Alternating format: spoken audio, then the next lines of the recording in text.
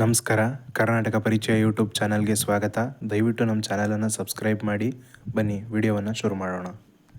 ಕರ್ನಾಟಕದ ಜನಮನದ ಸಿಂಹ, ನಮ್ಮ ಸಾಹಸ ಸಿಂಹ ವಿಷ್ಣುದಾದ ಅವರ ಆರ್ಭಟ ಮತ್ತೊಮ್ಮೆ ಶುರುವಾಗಿದೆ. 2 ದಶಕಗಳ ಹಿಂದೆ ಇತಿಹಾಸವನ್ನೇ ಸೃಷ್ಟಿಸಿದ್ದ ಕೋಟಿಗೊಬ್ಬ ಸಿನಿಮಾ ಈಗ ಹೊಸ ರೂಪದಲ್ಲಿ ಮತ್ತೆ ತೆರೆಗೆ ಬಂದಿದೆ. ಬನ್ನಿ, ಈ ಐತಿಹಾಸಿಕ ಕ್ಷಣದ ಹಿಂದಿನ ಕಥೆ ಏನು ಅಂತ ಈ ಮೂಲಕ ನೋಡೋಣ. ಇದು ಕೇವಲ ಒಂದು ಸಿನಿಮಾದ ಮರು ಬಿಡುಗಡೆ ಅಷ್ಟೇ ಅಲ್ಲ, ಇದೊಂದು ದೊಡ್ಡ ವಿದ್ಯಮಾನ. ಆದರೆ ಒಂದು ಪ್ರಶ್ನೆ, 20 ವರ್ಷಕ್ಕೂ ಹಳೇದಾದ ಒಂದು ಸಿನಿಮಾ ಇವತ್ತಿನ ಕಾಲದಲ್ಲಿ ಬಾಕ್ಸ್ ಆಫೀಸ್ ರೆಕಾರ್ಡ್ ಮಾಡೋಕ್ಕೆ ನಿಜವಾಗ್ಲೂ ಸಾಧ್ಯನಾ? ಈ ಪ್ರಶ್ನೆಗೆ ಉತ್ತರ ಹುಡ್ಕೋಣ ಬನ್ನಿ.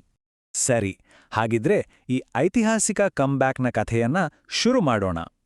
2026ರಲ್ಲಿ ನಡೆದ ಈ ಹಬ್ಬದ ಹಿಂದೆ ಎಂಥ ದೊಡ್ಡ ಶಕ್ತಿ ಇತ್ತು ಅಂತ ಮೊದಲು ಅರ್ಥ ಮಾಡ್ಕೊಳ್ಳೋಣ.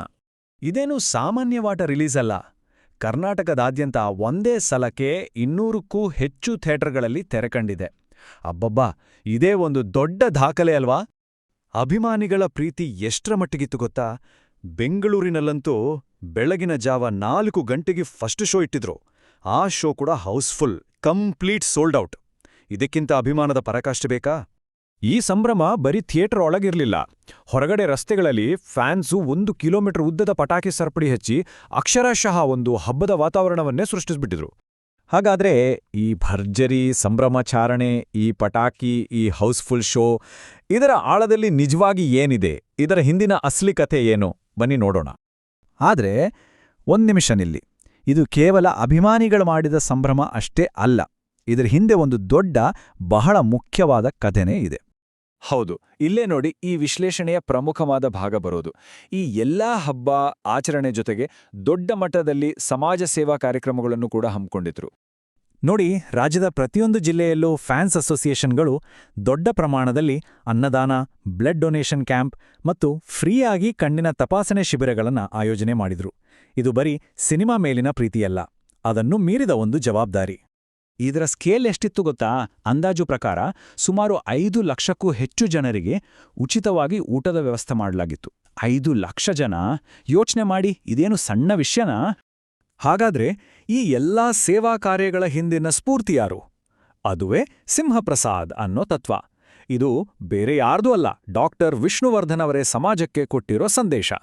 ಅಭಿಮಾನಿಗಳು ಇವತ್ತಿಗೂ ಅವರ ಈ ತತ್ವವನ್ನ ಚಾಚು ತಪ್ಪದೆ ಪಾಲಿಸ್ಕೊಂಡು ಬರ್ತಿದ್ದಾರೆ. ಸರಿ, ಅಭಿಮಾನಿಗಳ ಬಗ್ಗೆ, ಅವರ ಸಮಾಜ ಸೇವೆ ಬಗ್ಗೆ ನೋಡಿದ್ವಿ. ಈಗ ಸ್ವಲ್ಪ ಸಿನಿಮಾದ ಕಡೆಗೆ ಬರೋಣ. ಇಷ್ಟೆಲ್ಲ ವರ್ಷಗಳಾದ್ರೂ ಕೋಟಿಗೊಬ್ಬ ಯಾಕೆ ಇಷ್ಟೊಂದು ಸ್ಪೆಷಲ್?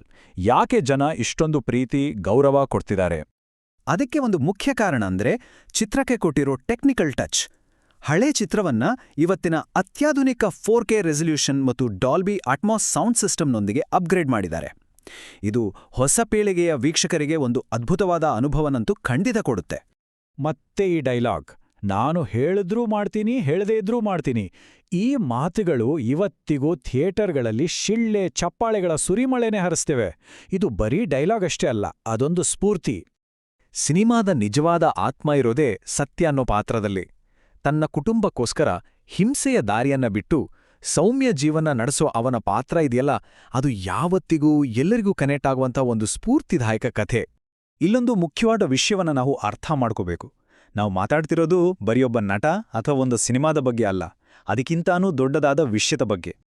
ಹೌದು, ಅವರ ಅಭಿಮಾನಿಗಳ ಪಾಲಿಗೆ ಡಾಕ್ಟರ್ ವಿಷ್ಣುವರ್ಧನ್ ಅಂದ್ರೆ ಕೇವಲ ಒಬ್ಬ ಸ್ಟಾರ್ ಅಲ್ಲ, ಅವರೊಂದು ದರ್ಶನ. ಅಂದ್ರೆ ಜೀವನವನ್ನ ಹೇಗೆ ನಡೆಸಬೇಕು ಅಂತ ತೋರಿಸೋ ಒಂದು ಮಾರ್ಗದರ್ಶಿ ತತ್ವ. ನೋಡಿ, ಇಲ್ಲಿ ಎಲ್ಲವೂ ಒಂದಕ್ಕೊಂದು ಕನೆಕ್ಟ್ ಆಗುತ್ತೆ. ನಾವು ನೋಡಿದ ಆ ಭರ್ಜರಿ ಸೆಲೆಬ್ರೇಷನ್ ಮತ್ತು ಆ ನಿಸ್ವಾರ್ಥ ಸಮಾಜ ಸೇವೆ, ಇವೆರಡೂ ಒಂದೇ ನಾಣ್ಯದ 2 ಮುಖಗಳಿದ್ದ ಹಾಗೆ. ಇವೆರಡಕ್ಕೂ ಮೂಲ ಸ್ಫೂರ್ತಿ ವಿಷ್ಣುದಾದ ಅವರೇ ಬಿಟ್ಟು ಹೋದ ಮೌಲ್ಯಗಳು. ಹಾಗಾದ್ರೆ ಈ ಇಡೀ ಘಟನೆ ನಮ್ಮೆಲ್ಲರ ಮುಂದೆ ಒಂದು ಮುಖ್ಯವಾದ ಪ್ರಶ್ನೆಯನ್ನ ಇಡುತ್ತೆ. ಮನೋರಂಜನೆ ಅನ್ನೋದು ಕೇವಲ ಎಂಟರ್ಟೈನ್ಮೆಂಟ್ ಆಗಿ ಉಳಿದೆ ಸಮಾಜ ಸೇವೆಗೆ ಒಂದು ದೊಡ್ಡ ಸ್ಫೂರ್ತಿಯಾಗಿ ಬದಲಾಗೋದು ಯಾವಾಗ? ಬಹುಶಃ ಕೋಟಿಗೊಬ್ಬನ ಈ ಕಥೆಯಲ್ಲೇ ಅದಕ್ಕೆ ಉತ್ತರ ಸಿಗ್ಬೋದು ಅನ್ಸುತ್ತೆ. ವೀಕ್ಷಕರೇ, ಧನ್ಯವಾದಗಳು. ಈ ವಿಡಿಯೋ ನಿಮಗೆ ಇಷ್ಟ ಆಗಿದೆ ಅಂತ ಭಾವಿಸ್ತೀವಿ. ದಯವಿಟ್ಟು ವಿಡಿಯೋಗೆ ಲೈಕ್ ಮಾಡಿ, ಶೇರ್ ಮಾಡಿ, ತಪ್ಪದೆ ನಿಮ್ಮ ಅನಿಸಿಕೆಯನ್ನು ಕಮೆಂಟ್ ಮುಖಾಂತರ ತಿಳಿಸಿ. ಇದೇ ರೀತಿಯ ಇನ್ನಷ್ಟು ವಿಡಿಯೋಗಳಿಗಾಗಿ ನಮ್ಮ ಚಾನಲನ್ನು ಸಬ್ಸ್ಕ್ರೈಬ್ ಮಾಡಿ. ಸಿಗೋಣ ಮುಂದಿನ ವಿಡಿಯೋದಲ್ಲಿ. ಧನ್ಯವಾದಗಳು.